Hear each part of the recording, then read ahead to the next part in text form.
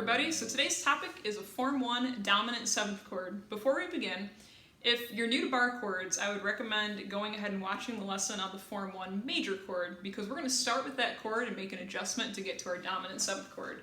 So check out these chord diagrams. If you notice, we only have one finger that's different between our major chord and our 7th chord. And that finger is our pinky, so to make our dominant 7th chord from our major bar chord, we're going to go ahead and lift up the pinky. What that does is it adds the 7th degree to our standard triad, which is normally just root 3, 5 collection of notes. So then we're playing the root 3rd, 5th, and 7th to make our dominant 7th chord. Okay, let's get to it. We're going to start out by playing an A chord, bar chord of course, an A major bar chord. And you're going to go ahead and play that on the 5th fret. Remember that our root is on our low E string, and that's where the note A is at. So go ahead and get your bar down first. And we want to use the side of our finger. So for this, it's going to be really important to get that tilt, because we're going to have to be able to hear this note on the D string, okay, for our dominant 7th chord.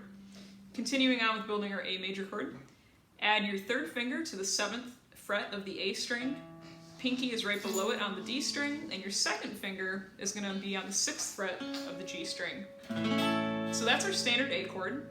To make it an A7 chord, we're going to go ahead and lift up the pinky. So go ahead and pick that string. Yep.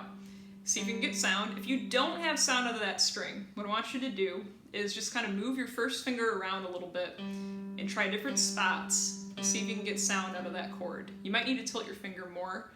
Remember we said you can bring your elbow in to kind of get that tilt if you need. And go ahead and give that a strum. Yeah. So that is our A7 chord.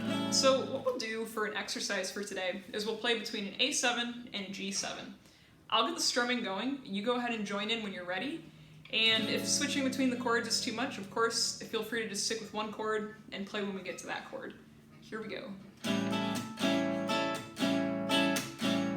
G7, A7, back to G, to A,